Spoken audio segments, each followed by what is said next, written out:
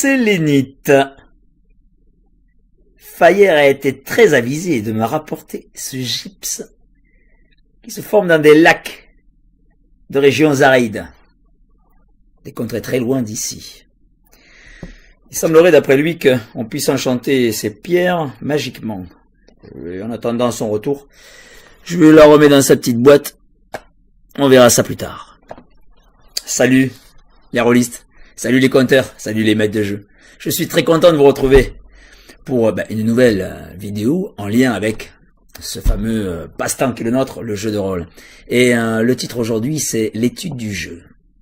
Mais de quel jeu s'agit-il, me direz-vous? Eh bien, nous allons parler de l'étude du jeu, de l'interprétation rôlistique. Qu'est-ce que ça veut dire? Eh bien, je vais vous donner un petit conseil qui est le mien, une méthode qui est la mienne et qui devra sûrement ressembler à la méthode de beaucoup d'entre vous, vous autres rôlistes, vous autres maîtres de jeu. Et cette méthode, en fait, a pour objectif de donner plus de corps, plus de réalisme à votre personnage et vous aider à le jouer, à l'interpréter sur le long terme, la durée et le faire même évoluer. Comment, me direz-vous? Eh bien, et pourquoi d'ailleurs? Tout simplement parce que cette méthode va vous permettre de définir concrètement qui est ce personnage, pourquoi est-il là, comment est-il arrivé là et qu'est-ce qu'il a vécu, quelles sont ses ambitions, quels sont ses objectifs, quel est son projet, quelles sont ses faiblesses, quelle est sa vie. Voilà. Et vous allez pouvoir, à travers donc de ce tuto, lui trouver une réelle raison d'exister. Vous me direz que vous avez déjà eu l'occasion de faire ce genre de recherche pour vos personnages et que vous l'avez déjà mis en pratique à maintes reprises. Ça, c'est normal puisque nous, qui sommes des rôlistes, aimons imaginer des gens. Mais pour faire plus court, dans cette vidéo, je vais vous présenter une petite méthode qui est la mienne, qui vaut ce qu'elle vaut, et que vous pourrez réappliquer après vous-même, ou la transformer, l'utiliser ou pas du tout. Rien n'est forcé. Alors, ça s'appelle comment? Eh bien, cette méthode, je vais donner un nom qui s'appelle l'atome immersif du personnage, qui sert donc à créer des personnages avec beaucoup de background, un background construit tout autour de différents aspects. Il y a l'atome immersif du scénario, donc là, qui s'adresse plus au maître de jeu, et l'atome immersif du PNJ, qui s'adresse aussi au maître de jeu et qui sert aussi à graviter autour de tout ça. Alors, on va dire, mais qu'est-ce que c'est qu'un atome immersif? Eh bien, tout simplement, et voilà, vous l'avez sous vos yeux. Donc, l'atome immersif, c'est ça. L'atome immersif du personnage se compose d'un triangle sur lequel on a donc le contexte, voilà, l'origine du personnage, tout en haut.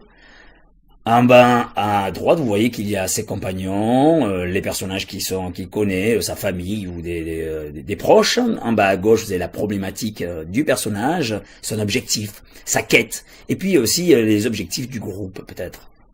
Et aussi peut-être des obligations.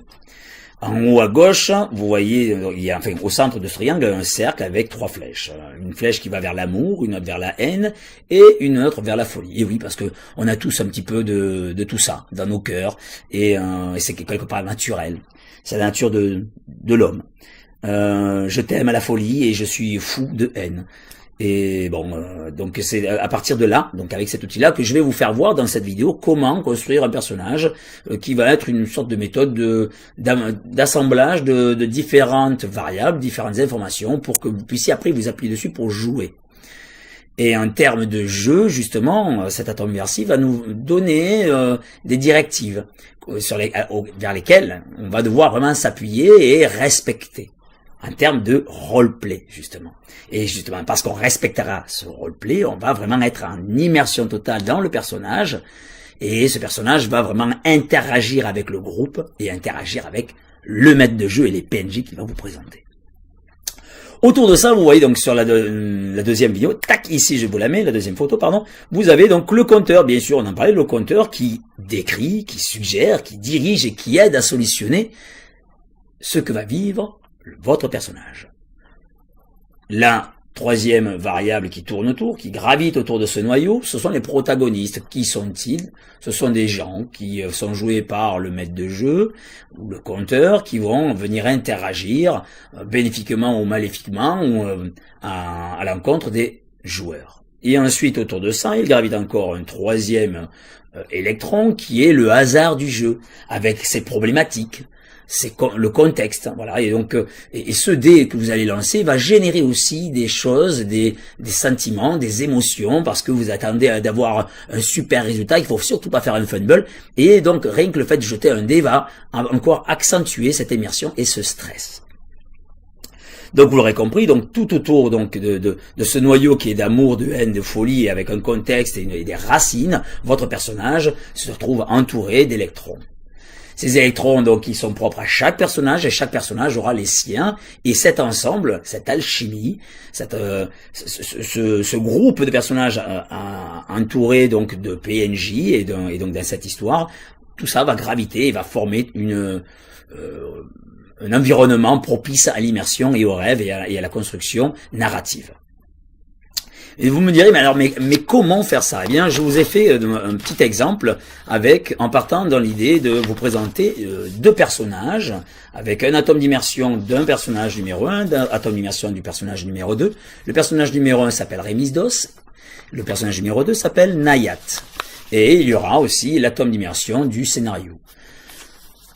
Je vous demanderai, après avoir terminé donc cette présentation, d'essayer de créer l'atome d'immersion du personnage principal, donc du PNJ, principal, qui est un fou draconique, un magicien thanatosien, un magicien noir du chaos. Voilà, donc pour vous essayez, vous, de coller justement à ce que je vous aurais présenté. Alors ce sera un petit exercice que je vous proposerai. Libre à vous de participer, ou pas. Voilà, donc tout de suite maintenant, clac, allez, je vous mets donc l'atome d'immersion de Remisdos. Et donc, qu'est-ce qu'on voit sur cet atome d'immersion du personnage de Remisdos? Tout en haut, on voit que c'est un ménestrel voyageur qui ignore donc son origine, il ne sait pas d'où il vient. Et ça, c'est une problématique pour lui, peut-être un avantage pour le joueur et aussi peut-être pour le maître de jeu, mais bon, toujours est-il qu'on aurait pu imaginer autre chose.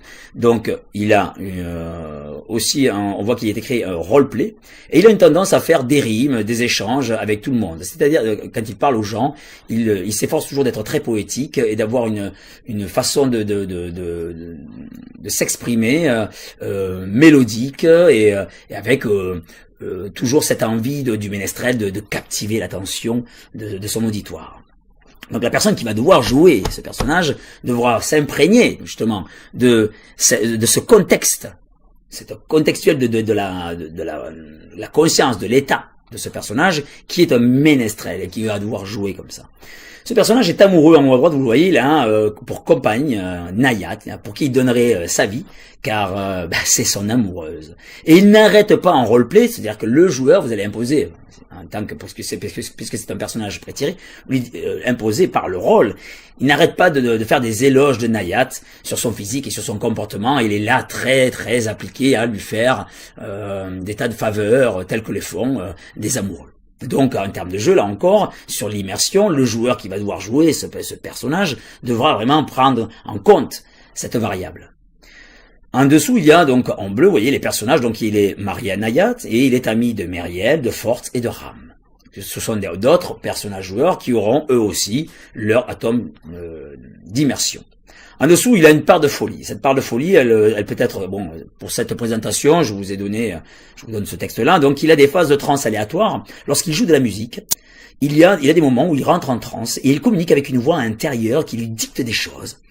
Et il doit faire, en l'occurrence, il doit mener Nayat à quelqu'un de mystérieux qui lui-même n'a pas vraiment compris qui c'était. Et donc, c'est la partie un petit peu occulte du personnage, un petit peu folle de ce personnage Remisdos.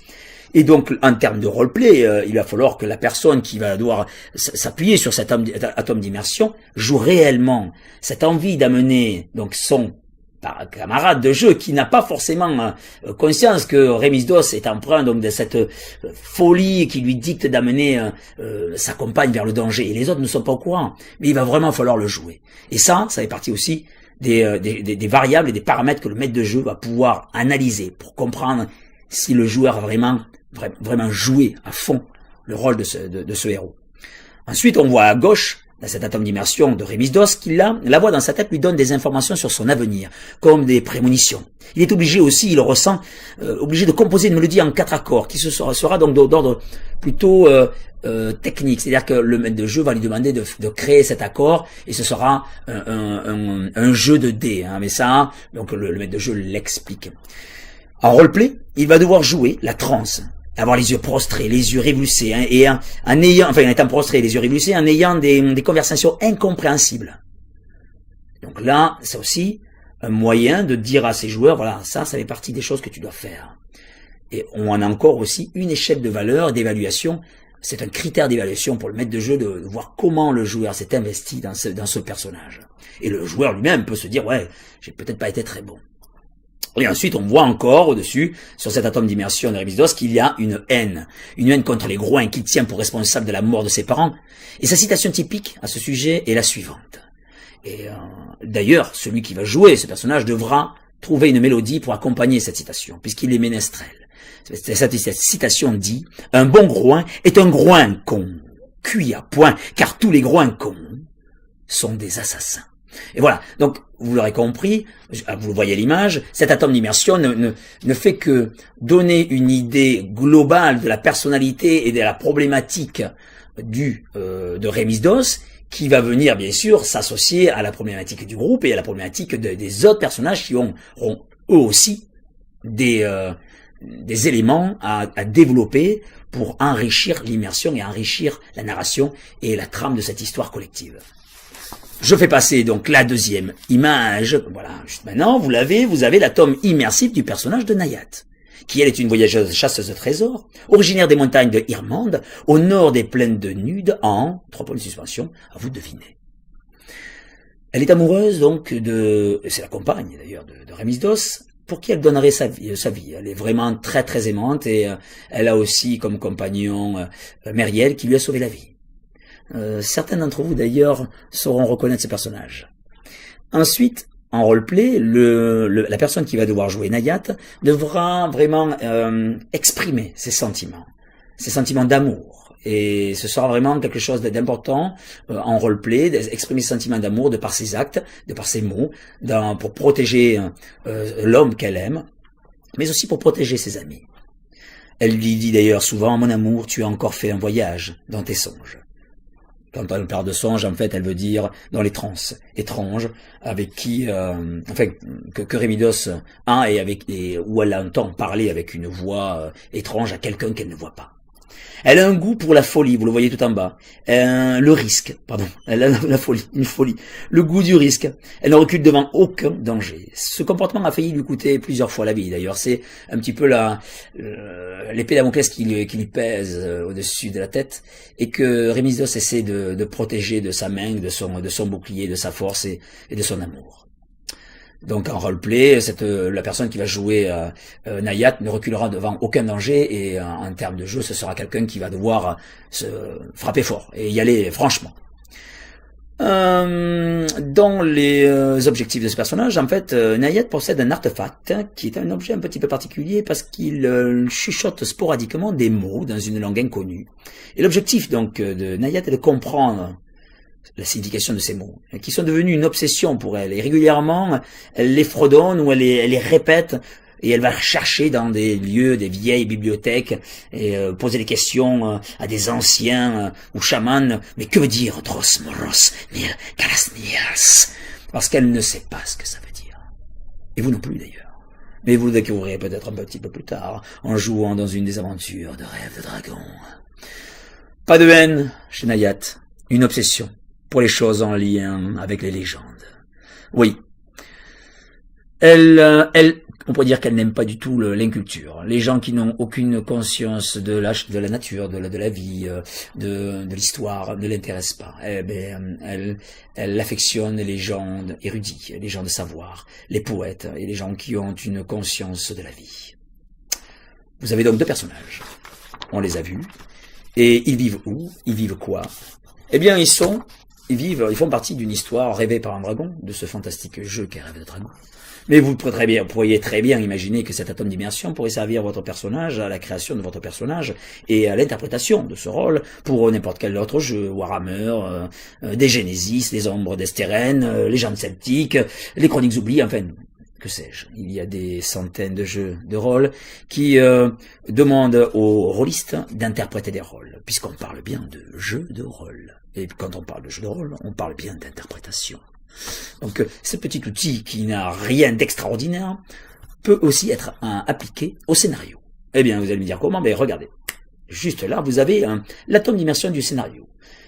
Donc, dans le contexte de ce scénario, les personnages sont dans une forêt tropicale qui se trouve où se trouve donc un temple perdu, soumis à une malédiction. Et donc vous allez dire, ouais, facile, mais bon, pour l'exemple, je vous ai fait quelque chose de plutôt simple. Et que se passe-t-il? Quels sont les protagonistes de cette histoire? Eh bien, un Thanatosien. Donc un Thanatosien, pour celles et ceux qui ne connaissent pas le monde de Rêve de Dragon, est un sorcier maléfique qui touche à la magie noire, la magie de la mort. À ça, c'est ajouté une troupe de groins, les groins, les hommes porcins, les sadiques, les violeurs, les assassins, des êtres sordides, sortis des cauchemars draconiques d'il y a longtemps. Genre, je ne vais pas rentrer dans la genèse de Rêve de Dragon. Et aussi, un autre personnage, plutôt insolite dans une forêt tropicale maléfique, une jeune fille, ni une. Petite fille, elle est, malheureusement pour elle, captive d'un envoûtement. Et là, le maître de jeu va avoir un gros roleplay à faire. Et les joueurs se creuser la tête. Ils vont peut-être tout simplement l'assassiner, ou je ne sais quoi. Toutefois, elle est l'objet de la quête. Oui, parce que ce que vous avez à l'écran, c'est un scénario qui tient en quelques points que vous allez pouvoir développer. En face de ça, donc, on a la problématique, c'est le Thanatosien fou, qui s'appelle Vismoro. Ça vous dit rien, ça, Vismoro? Vous savez pourquoi? Il fait quoi? Il capture des voyageurs isolés pour les utiliser dans des expérimentations de chair, de sang et de matière noire. C'est occulte. Ça vous rappelle rien? Le fameux docteur Moreau. Oui, voilà, c'est juste pour vous dire qu'on peut tout à fait s'inspirer de n'importe quoi. Tout ce qui vous entoure est voué à la création. Votre imaginaire peut s'appuyer sur des histoires que vous connaissez déjà, ou alors même aller creuser, chercher dans la nature, chercher dans des visites de musées, chercher un petit peu partout, dans le grenier de votre grand-mère, allez chercher l'inspiration partout, parce que le moindre petit détail, aussi insignifiant soit-il, peut venir agrémenter justement votre scénario, ou voire même votre personnage. Ce qui vous semble insignifiant, justement, grossissez-le pour le rendre encore plus puissant.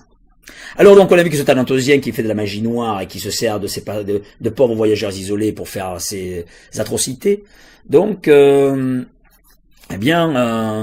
fait partie de cet ensemble de l'atome immersif. Et autour de ça, donc, nous aurons Remisdos, Nayat, Meriel, Forts et Rams qui vont faire des rencontres. Alors, ça va dans un sens, dans l'autre. Ils pourraient très bien rencontrer le Thanatosien, comme tout simplement se retrouver à la sortie du rêve, dans cette fameuse forêt maléfique, ou rencontrer les groins, ou alors la jeune fille. Ça, c'est aléatoire.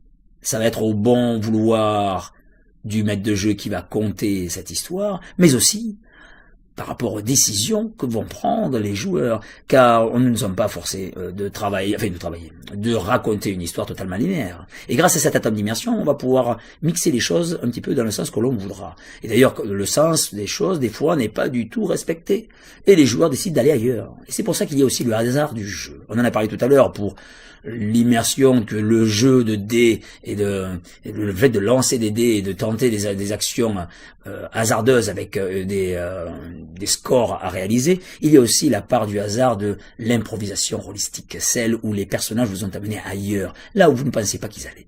Eh bien, dans cet atome d'immersion du scénario, vous allez pouvoir imaginer par avance des sorties éventuelles que vous pourriez poser avec quelques lignes, quelques mots tels que vous les voyez. Par exemple, hasard du jeu, sortie de la forêt. Ils ont décidé de partir de la forêt, donc, et vous allez les amener vers un océan. Et donc, vous aurez prévu par avance qu'il puisse passer quelque chose avec un océan tout proche. Ou alors une tentative de survie et dans la forêt et ne pas s'intéresser à cette jeune fille et fuir la problématique. Et là, il découvre quoi? Un camp d'explorateurs abandonnés, avec quelques mystères, qui vont bien entendu vous amener peut-être à venir vers cette malédiction, ce maléfice et ce fou draconique, petit à petit, tout en douceur, sans brusquer les choses.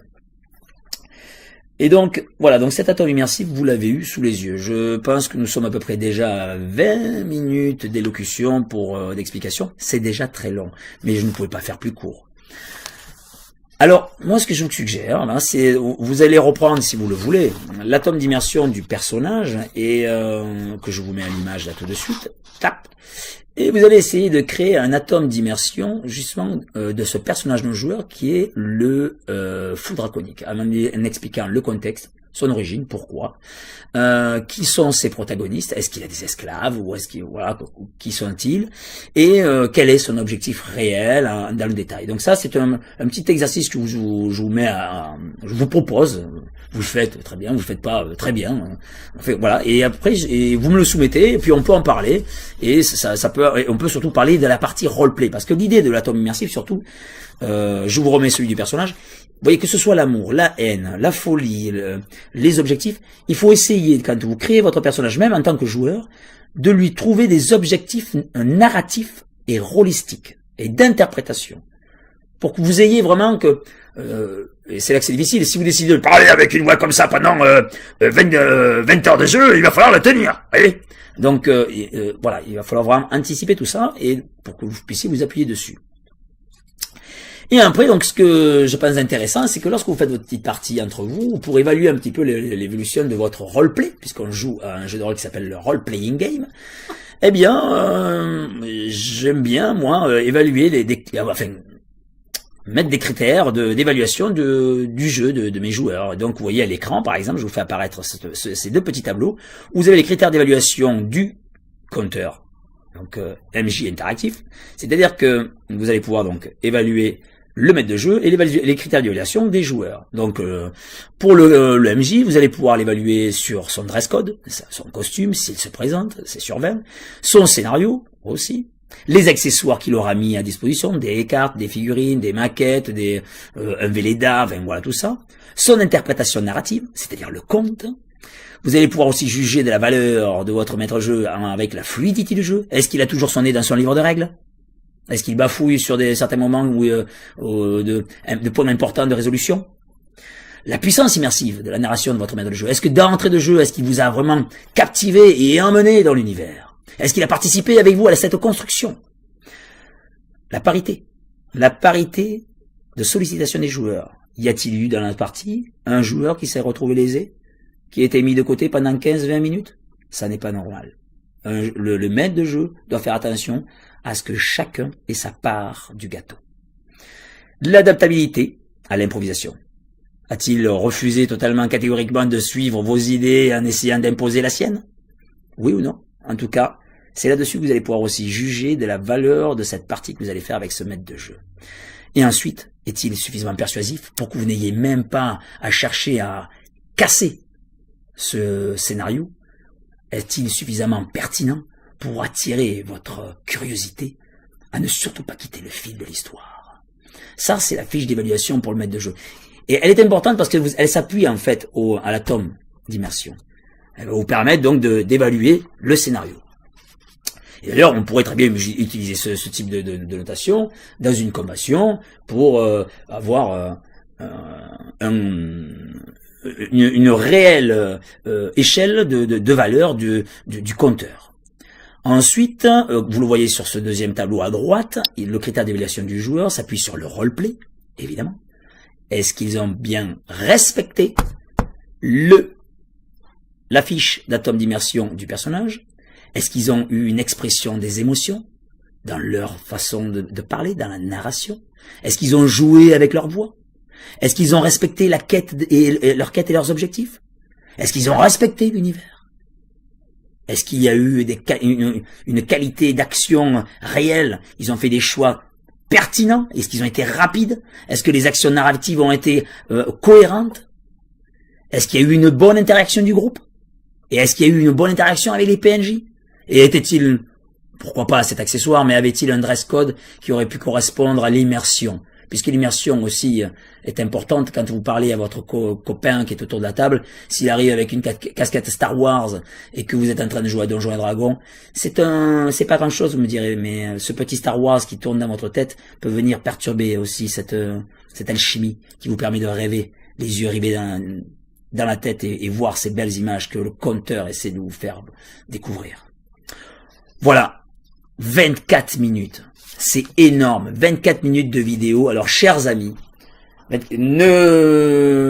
comprends que ça a duré un petit peu longtemps, j'espère que vous aurez pris beaucoup de plaisir à écouter cette explication qui est la mienne. Alors après vous en faites ce que vous voulez, toutefois Je vous rappelle que le sujet prochain de la vidéo sera, attendez, je vais vous le trouver, l'explication du système de jeu de l'univers. Il faudra essayer de faire quelque chose de plus court. Donc en attendant, laissez des commentaires, appuyez sur la petite cloche, les pouces bleus sont super, abonnez-vous et je vous dis à très bientôt. Bye bye.